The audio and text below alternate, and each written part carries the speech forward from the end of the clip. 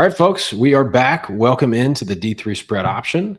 It is now week 10 in Division III football, and we are picking against the spread per usual here on the D3 spread option.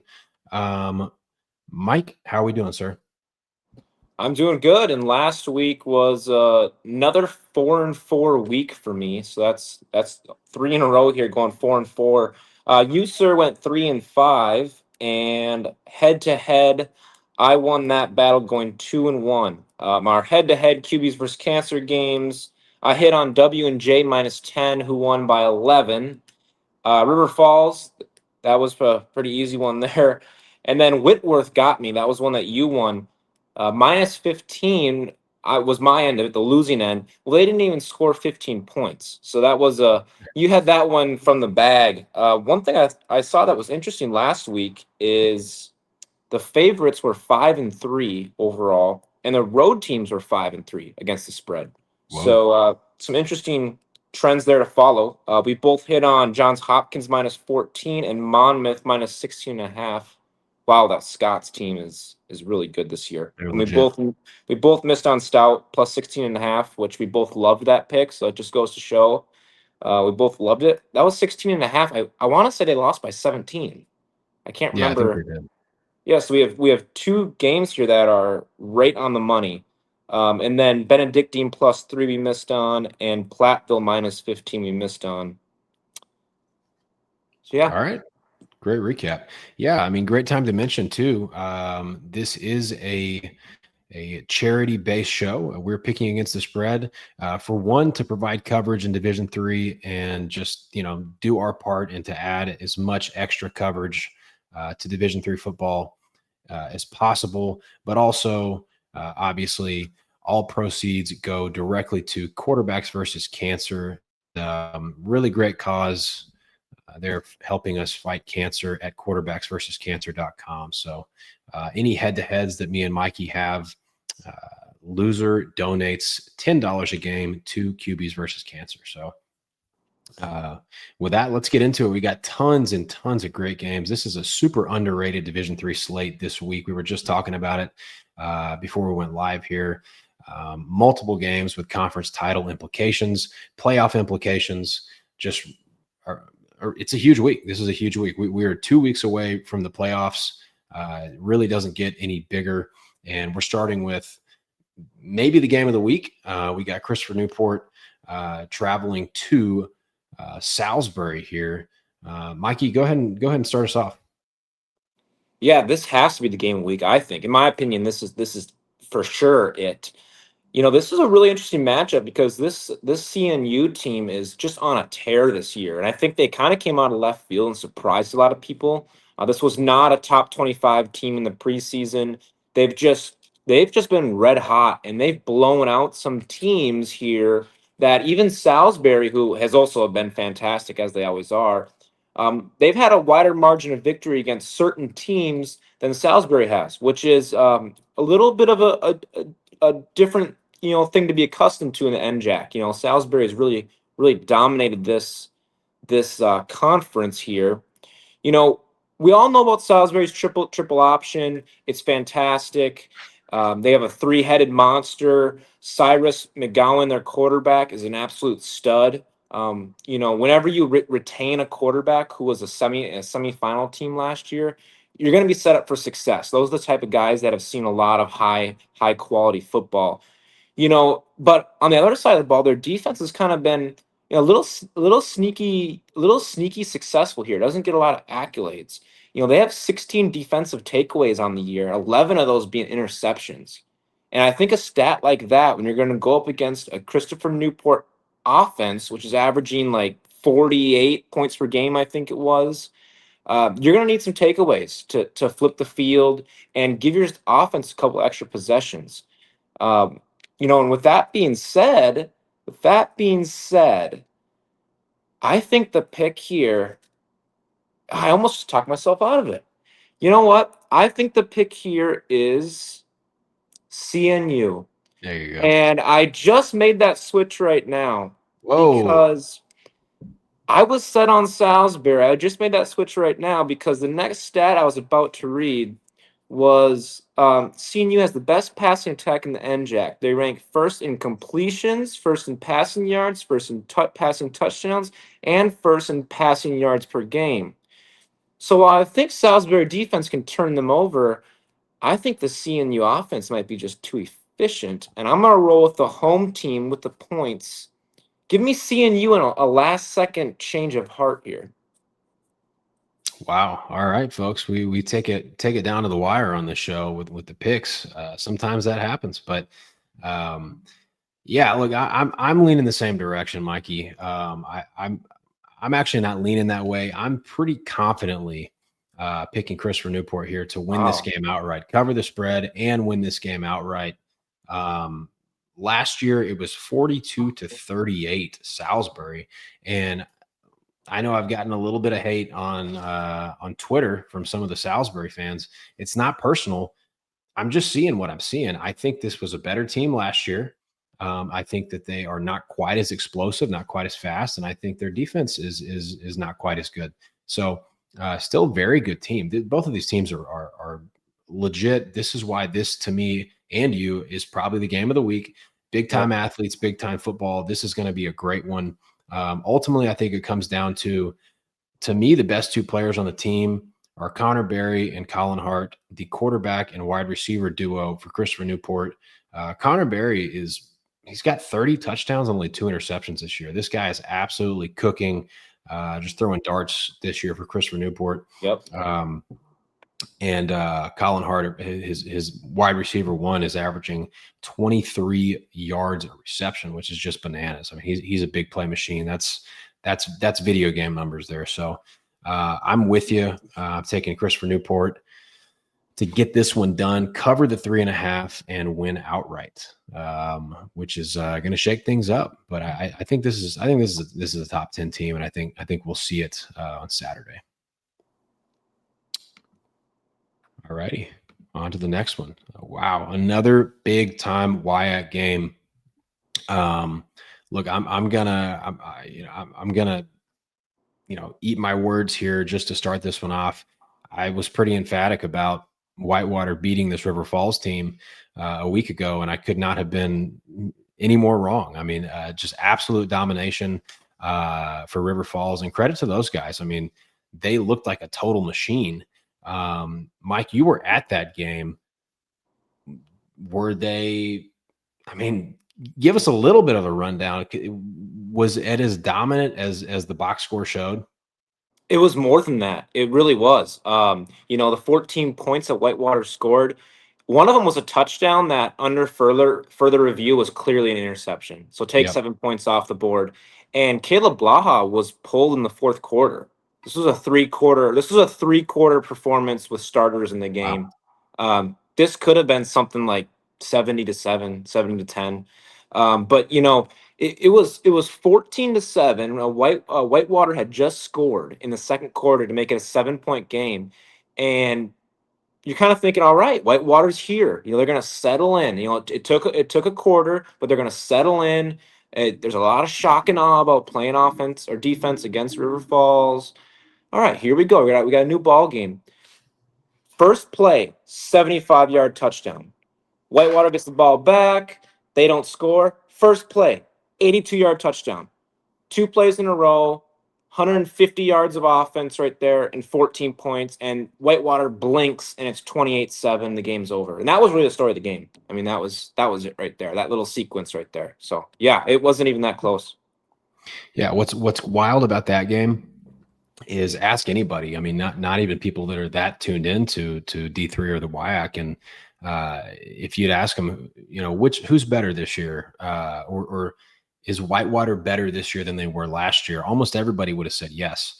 This is a matchup that Whitewater won 13-7 a year ago, and it was just like a total buzzsaw. So really impressive from River Falls. Going to be a team to keep an eye on for the playoffs. It's a fun offense. They go at light speed on offense, which is really fun to watch, especially if you're there in person like you were.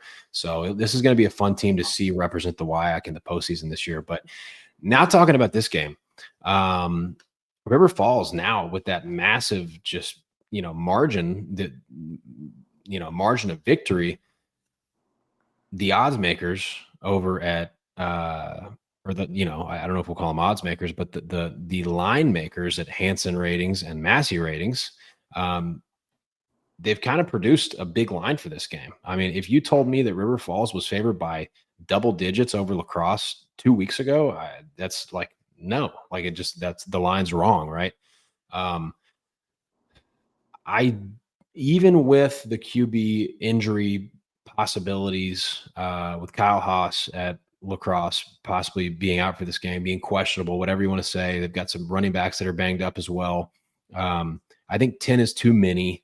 I think this is still a WIAC game. The WIAC still eats itself, and I think 10 is too many. I'm going to take La Crosse plus the 10. As good as River Falls has looked, I do think La Crosse shows up and gives them a fight, and they're not going to catch them off guard after what they did to Whitewater, right? So I think that's the move for me here. And one of those things I think goes in your favor on your side of the pick here is you kind of worry about a letdown game. You have all that emotion. I mean, there was alumni, in tears on the field because this has been a 15-year build for Matt Walker and his staff. I mean, Huge. 0-10, 2-8, 1-9, years and years. So, they're really a tight-knit alumni group, and this just meant everything, the huge win like that. But hey, this is for the conference title. I mean, the winner of this game wins the WIAC. So this is one of those games where La Crosse is going to come in. I mean, no one in the world thinks that they can pull this game off now. And so what a great spot to be in if you're La Crosse. But you mentioned it. Last week, Kyle Haas leaves the game, and then his backup also leaves the game. So they were on quarterback number 3. In Division III football, we don't get injury reports. That stuff's not mandatory. So I don't have any inside information. I had someone who is usually pretty tied into La Crosse. Even he wouldn't tell me. I think this is just such a big game for them, obviously. Yeah. So, without knowing that, I think I have to take River Falls -10.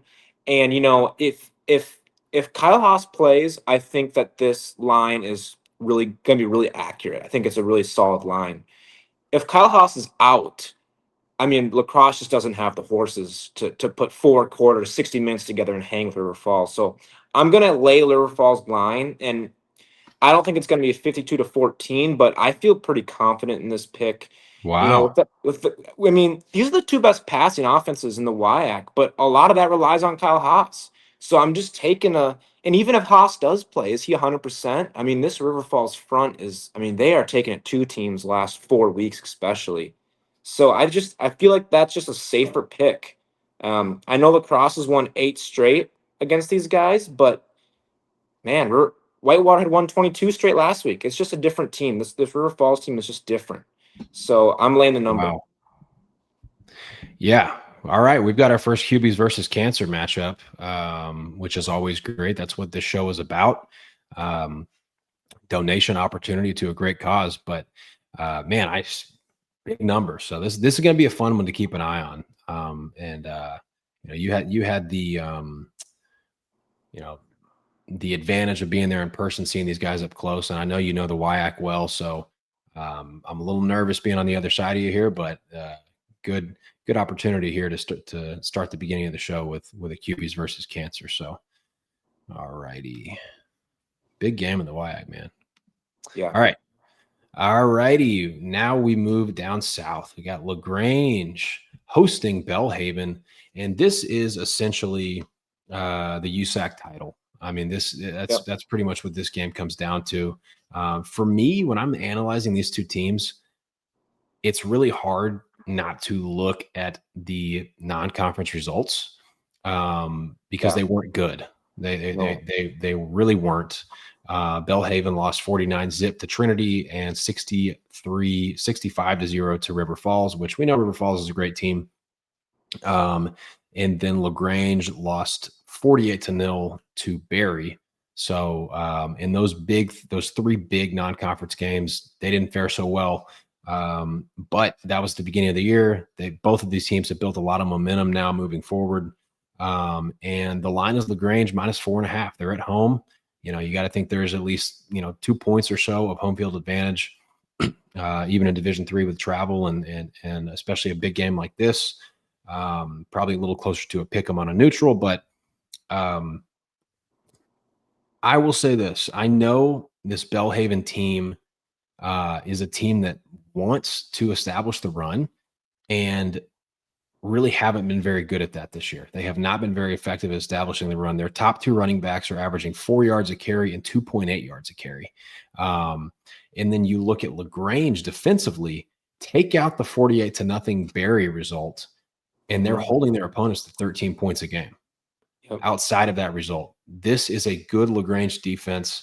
And they're also a team that likes to run the ball, but they're actually pretty good at it. Their top 2 running backs are averaging closer to 5-6 yards a carry. So I'm going to lay the points here with LaGrange at home, and I think they're going to come very close here. One game closer to punching their postseason ticket. I think they get it done here and win by at least a touchdown. Yeah, you nailed it. This is a title game. Go to the playoffs. So leave it all on the field for these teams. I'm gonna have to keep an eye on this one for sure on Saturday because of that reason. And yeah, you read my mind there. LaGrange is a defensive-minded team, and when you look at their conference rankings and how their defense stacks up to just their level of competition, like you said, take out the Berry. They're first in the USA South against the run and rush yards, against the pass. Teams are running the lowest amount of plays against them. They're getting the most 3 and outs. They lead the league in defensive total yards per play, touchdown allowed, yards per game.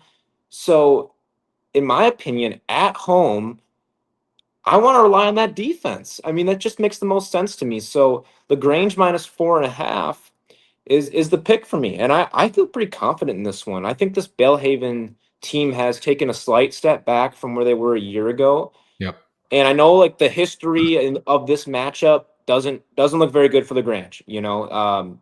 They've lost these 3 games against Belhaven in the last 3 years here by an average of 34 points. And they've never scored more than 20 points ever against Belhaven. So to have this type of turnaround, it's going to take a lot. But this LaGrange team has been really good this year. So yeah, I'll lay the points, and I feel good about this one. I like to take the home team in these situations here, winner take all.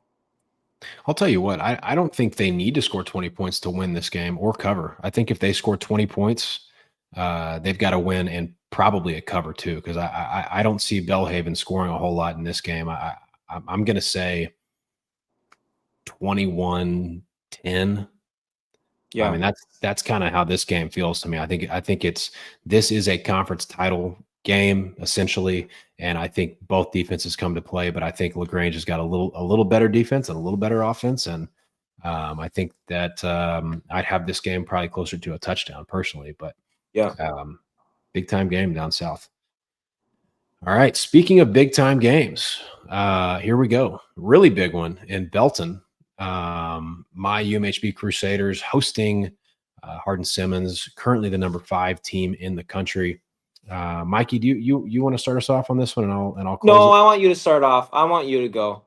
Get it out of the way. All right, fair enough. Obviously, massive implications here as far as conference and playoffs. UMHB would need to win and win by, I think, 21 to get into conference championship scenarios, right? So either way, this is a huge game. You've got,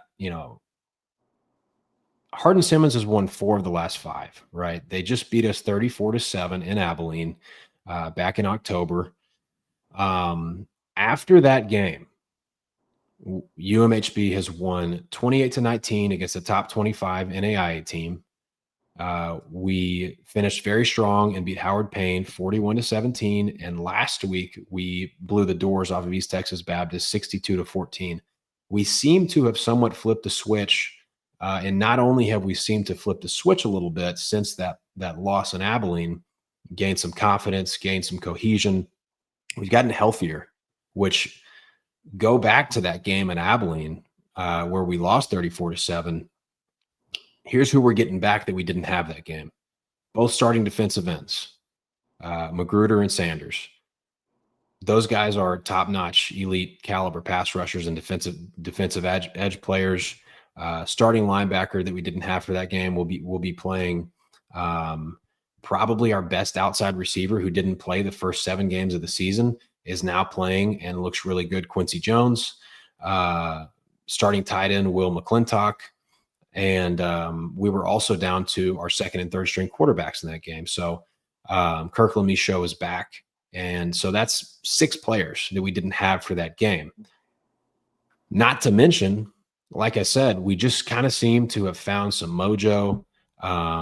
This will be the biggest game of the year for everybody on our team. We just played these guys 4 weeks ago. It didn't go so well. Now we've got them in our house. I am definitely going to take the crew to get this one done. And we're not losing by 1. We're winning outright, just so everybody's clear. If Logan Hansen's watching the show, we're winning outright.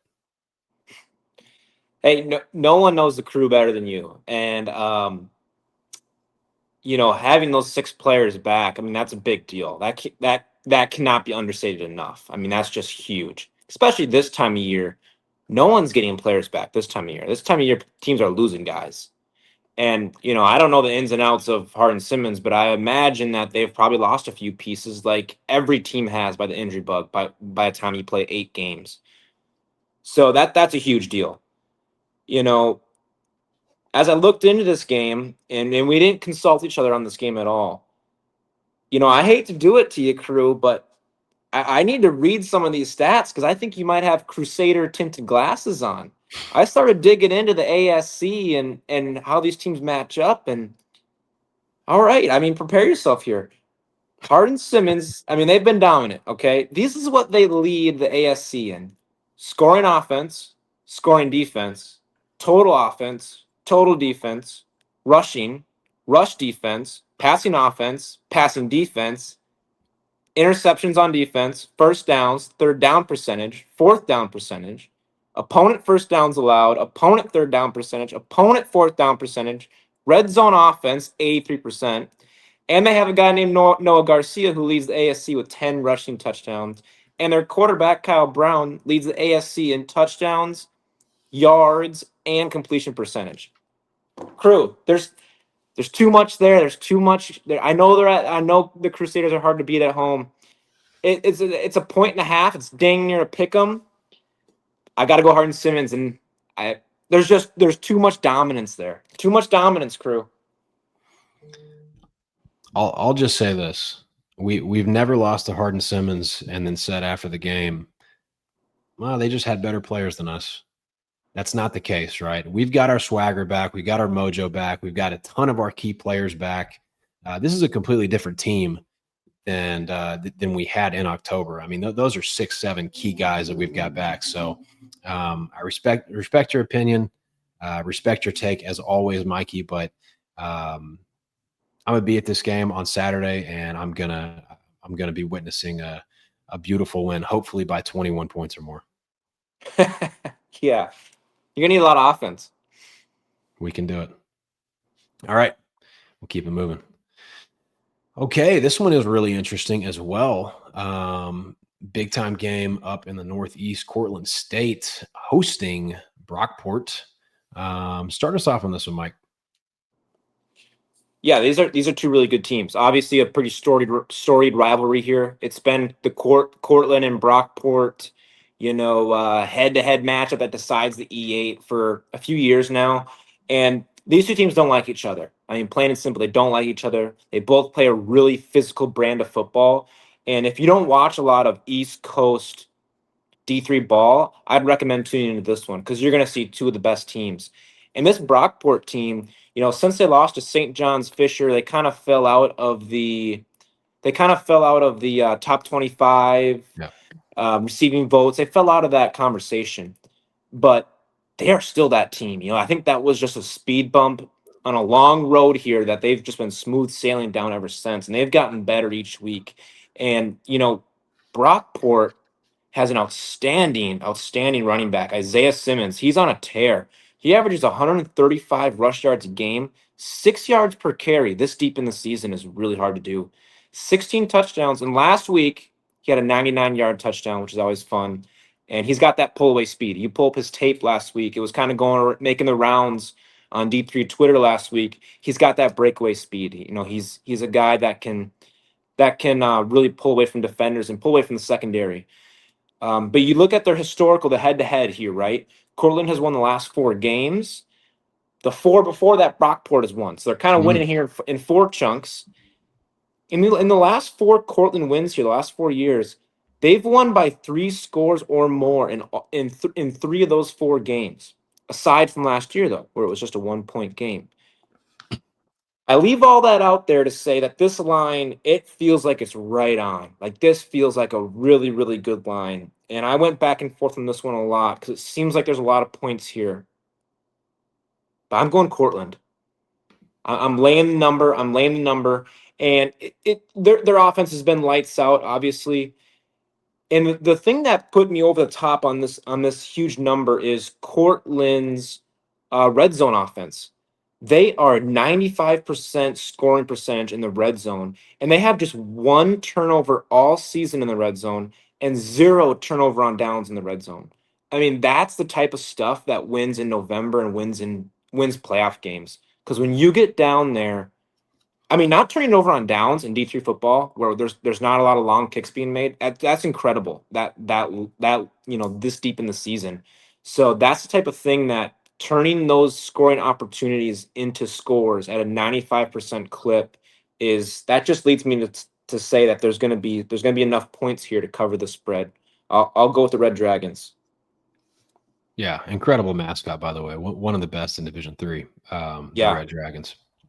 All right, so this Cortland State team, I've been waiting for an opportunity to talk about these guys because the first game of the year, they lose 31-14 to a good Grove City team, right?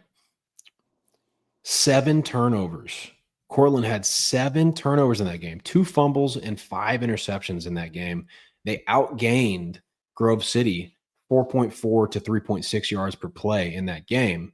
I came away from watching bits and pieces of that game going like, this is still a really good team. Like they just turned the ball over 7 times. Like, yeah, the LA Rams might lose to Grove City if they turn the ball over that many times. So like, right.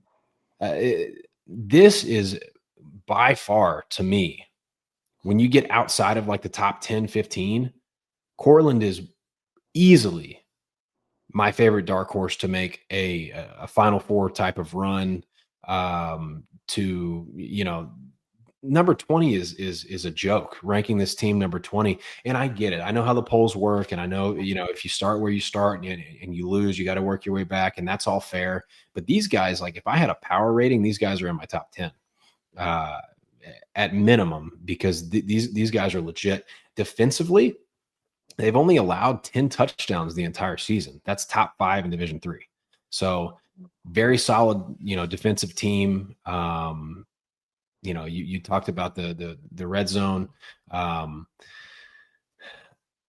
Last year, this game was 29-28 at Brockport. So, obviously very slim win there for the Red Dragons.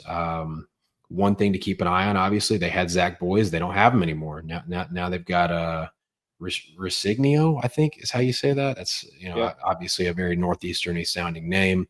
But since that disastrous first game, he's got 17 passing touchdowns, only 5 interceptions, and he's a very good runner. He's the team's leading rusher. So I like Cortland to win and cover this number. To me, Cortland feels like a team that has just been out for blood. They have been on a total mission since that first game against Grove City. And I think they take care of business here. There's no way they overlook Brockport. And if they can beat them by 20 or 30 or 40, that they're going to do that. Yeah, yeah. I mean, I'm with you. Cortland, I do the top 25 weekly as well, and this is the biggest difference I have between my top 25 and the poll is Cortland. I have Cortland at number 15, and yet, like you said, I think they're really underrated. This is a super, super strong team. I would not want to see them in the playoffs. 100%. 100%. I think we're on the same page here. All right, we'll keep it moving. Going to Springfield, hosting Coast Guard. I can start us off on this one. Obviously, Springfield, big home favorite here. Triple option team, went 12-1 in 2024. Ended up losing a respectable game against North Central in the playoffs. Definitely respectable. I think it was 27-3, something along those lines. Another team that's maybe a little bit overlooked this year because of their non-con losses. I mean, they lost 23-22 to Western New England to open the season and had to be big favorites. I mean, I don't know what the line was for that game, but there's no way that they were not a favorite in that game. So kind of a surprise loss to start the season there.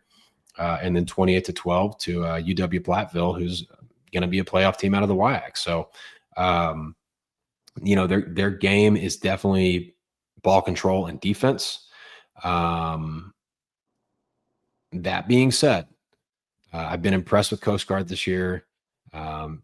They scored like 90 points or something in one of their games. I mean, this team has got some explosive players. 22.5 is too many for me, and I'm going to take the Road Dogs too.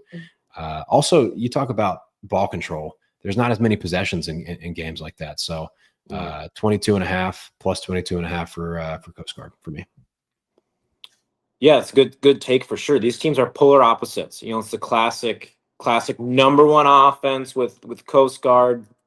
Video game numbers. I mean, seriously, video game numbers from their passing attack, especially versus the top defense in the NUMAC in Springfield, triple option, super old school, which makes this one just another one of those East Coast games that, gosh, you got to tune into this one. The winner of this is all but likely earning the NUMAC title in the auto bid to the playoffs. So a lot on the line here. One thing I thought was a really crazy stat is Springfield's defense is allowing just 66 rush yards per game. And like you said, they have two non-con losses, including a loss to Platteville, who obviously runs the ball very well. So that's a number that's been inflated with two losses, and it's still that low. Right. And then obviously they rush for 347 a game themselves. This late in the season, there's a 60% chance of rain in Springfield, Massachusetts on Saturday. I think the run game travels this time of year, and their defense travels. And Coast Guard, they can't stop anybody. I mean, Coast Guard's offense is number one, but their defense, I wish that maybe some of their receivers could play corner or something, because they're just relying on beating teams 42-35. And I just don't think that's going to work against Springfield. The Coast Guard defense is near the bottom in almost every category in the NUMAC, which has some teams that aren't top tier programs in that league. There's a big fall off after these two schools here, and they're at the bottom in a lot of those. They allow 33 points per game. They allow 460 yards per game, 200 yards on the ground they allow per game, and now they're going to play Springfield. Whew. This is all Springfield for me here. It really is. They've won 11 straight against Coast Guard, and in those 11 games, they've never scored less than 49 points. Since COVID, Springfield has won each game against Coast Guard by an average of 43 points. 22.5 feels a little bit like a gift right now, so I'm taking that. So you're laying it with Springfield? I'm laying it. Okay, just wanted to clarify. All right, so we've got another QBs versus cancer. It's number 3. Admittedly, this is not a bet that I felt great about. It felt like, a little bit, I think the number's pretty good here, but so this is not one I'm super confident in, but either way, another donation opportunity. So we'll keep it rolling. All righty, here we go. Big time game down south once again in the SAA. This is basically the SAA title. This was 20-16 in favor of the Scots last season. Now the line is Barry minus 15.5, which that's a big line. Barry's a good team. I can't help but think that their very narrow non-conference loss to Carnegie Mellon, 17-9, is inflating their value just a little bit. I do think they're a better team than they were last year, no doubt about it. I think Yes. I do think they've improved for sure. But I think these teams are pretty similar, and 15.5 is for me just the type of game. It's again, it's essentially a conference title game. Maryville is gonna be able to hang with them athletically. I don't. Barry is a great program, really good team. I do think they've improved last year, but I don't see any crazy just like talent gap or anything like that in between these two teams. So I'm going to take Maryville to keep it within the 15.5 on this one. This is why I love this time of the year. You mentioned this is probably the SAA title game, all things considered here.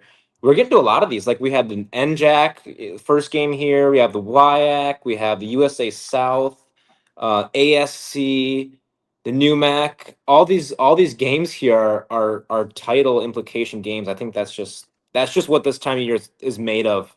And I just love that for Division III football with 27 conferences. There's lots to follow. Yeah, Barry is improved from last year, certainly, and they do it on the ground, which is something that Maryville hasn't done as well as Barry. Maryville's built around their quarterback, Bryson Rollins. I mean, if you haven't had a chance to watch this kid, he's worth the watch. I mean, he is one of the top quarterbacks in Division III. He's hard guy to bring down. He's got a big, strong arm. Got a 26-8 touchdown to interception ratio, and he's crazy efficient. He's got a quarterback rating of 176. He's one of those guys where you can tell he reads the field very well, because if you just watch even a quarter of Maryville football, just a couple drives, you'll notice that when he drops back, he's not afraid to start off on his left side, start off with his reads, and you can see him working a progression multiple times. You can just see that, and at the D3 level, that's one of those things that not all quarterbacks can do at this level. Not all quarterbacks can read a defense, move from read 1, 2, and 3, go for the progression, stay in the pocket, and deliver a throw, and he can do that consistently. He's outstanding player. With that being said, Barry is just, man, they're on a mission this year, and they're a run-first offense. They're going to chew this clock. They got 29 touchdowns on the ground this year, and they average 211 rushing yards per game. I think Maryville is great. I think they've taken a small step back, and I think Barry has taken a sizable step forward from where they were last year. Maryville beat this team last year, and I don't think that's the case at all here. I'm going to lay the number. It's a huge number. I'm going to roll with the home team. This is now the seventh. I've taken all the home teams. So this is the seventh home team that I'm taking. And I'm just kind of rolling my gut here a little bit. I think this Barry team is just really, really good. And Maryville is too. But Barry is just, they're 17th in the country for a reason. They deserve it. This team is kind of flown under the radar. Fair enough. Yeah, I don't think this line is way off by any means, so I really can't argue with too much of that. And either way, it got another QBs versus cancer head-to-head there. I think that makes 4 now. So yeah, good stuff. All right. Gigantic game here in the OAC. Ohio Northern hosting Baldwin Wallace, who's currently number 22 in the country. This line is basically a pick 'em. It's Baldwin Wallace -1 on the road. So a couple different head-to-heads here. Well, first of all, this game was 27-26 last year in favor of Baldwin Wallace. That was at Baldwin Wallace. Now we're playing at Ohio Northern. Both of these teams have already played Mount Union this year. Ohio Northern was defeated 33-7. Baldwin Wallace was a little bit more competitive. They lost 42-23 and actually showed some things in that game. I thought that they looked like a decent team. Couple different factors at play here. So this Baldwin Wallace team, from what I can tell, kind of outside looking in, obviously from the last couple of years, I've always noticed that they've had exceptional talent outside of Mount Union. they've always had some guys on that team that are really a step above the rest of the conference talent-wise outside of Mount Union, right? But this has always, to me, seemed like a team that can just randomly lose to like a middle of the pack team in this conference, and sometimes, by a lot. So it's been a very hard team to kind of predict. That being said, the talent's there this year. They've got a great quarterback with a great name, Charlie Bubonics, that's got to be like one of the all-time great Division III names ever. He's got 20 touchdowns, 1 interception this year. And the big thing here for me is this: the talent is there in games that you know what you're getting with Baldwin Wallace as far as like effort. They've typically fared pretty well. They're trying to make the playoffs for the first time since 2003 in this game with a win. I mean, because John Carroll has left the conference, right? So they win this game and then win their last game of the year next week. They're a playoff team. So I'm taking Baldwin Wallace. If you couldn't tell, obviously, I just think they are a better team. There is no sneaking up on this one. This is their game of the year now, because basically this is the main obstacle in front of them being a playoff team for the first time in 20 plus years, and I think they get it done here, Mike. Yeah, it's a good take for sure. The reason why this game is on here is, like you said, Baldwin Wallace wins. This is their last big hurdle. They're going to be a playoff team. But Ohio Northern is not out of this thing yet either. They're putting together a really good season. And as far as what I can tell from the MPI and looking at some of the what-if situation calculators, Ohio Northern needs to win this game, win their last game, and they would have a shot at a Pool C bid. I don't think it's a guarantee like Baldwin Wallace is, but they got a shot. But the flip side of this is whoever loses this game is for sure out. Like, there's no coming back. So one of those types of games where it's not a conference title game, but it's a playoff Pool C win and you're in type of game. Yeah. So a lot on the line here. And, Baldwin Wallace is the #1 defense in the OAC, which might surprise some people because Mount Union plays in the OAC. No, Baldwin Wallace is the #1 defense. They're allowing 281 yards per game. But on the flip side, Ohio Northern has the top run defense. Again, you'd think that might be Mountain Union. No, it belongs to Ohio Northern. These are really good programs. One thing with Baldwin Wallace that just totally stuck out when I dug into this team is they're leading the OAC in the red zone. Again, then going back to the red zone, this is just such an important area of the field. They're scoring 95% of the time in the red zone. They have 0 turnovers in the red zone and 0 missed kicks in the red zone. Wow. Now, when I turn that side of the field to Ohio Northern, they've given the ball away 8 times in the red zone. And in the red zone field goal attempts, they're converting just 40% of those. So when the ball gets into the red zone here, I have a lot of confidence in Baldwin Wallace and not a lot of confidence in Ohio Northern to get it done. But when I look at against the spread here, Baldwin Wallace is 7-1 against the spread this season, which is why they're ranked. I mean, they are performing above expectations week in and week out. Right. Ohio Northern is just 4-4 against the spread, 0-4 on the road, 4-0 at home. And if you look at their home games that they're 4-0 against the spread in, they're like killing the spread. Like, they're just killing it. So obviously, this is a team that loves to play at home. I've taken 7 home teams. I'm not going to stop. I'm taking all home teams. I would go with Ohio Northern, a little bit of an upset pick here. This is definitely an upset pick, but Ohio Northern, they've slid under the radar for way too long. +1 at home. All right, so another QBs versus cancer matchup here. We got a boatload of them this week, which makes it even more fun. Yeah. This is one game. I know we've got Salisbury, Christopher Newport, River Falls, and La Crosse this week. Hardin Simmons and UMHB. This is one. If it's not kicking off when I'm at the UMHB Hardin Simmons game, I'll definitely have some interest in keeping an eye on this one, just because these two teams interest me. They really do. I want to see what they look like when they play each other. I want to see what Baldwin Wallace looks like, because I think, to me, if they get into the playoffs, they've got the talent and to win a couple of games at least. So fun game here. All right, we've got a bonus game. That was 8.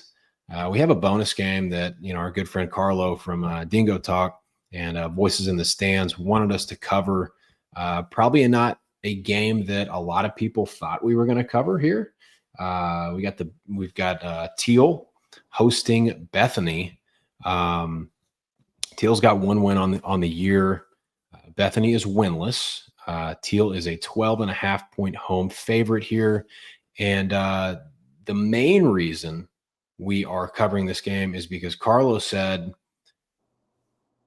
if he's basically saying he's putting $20 on, of course, going to QBs versus cancer, that if Bethany doesn't win, he will donate $20 to QBs versus cancer.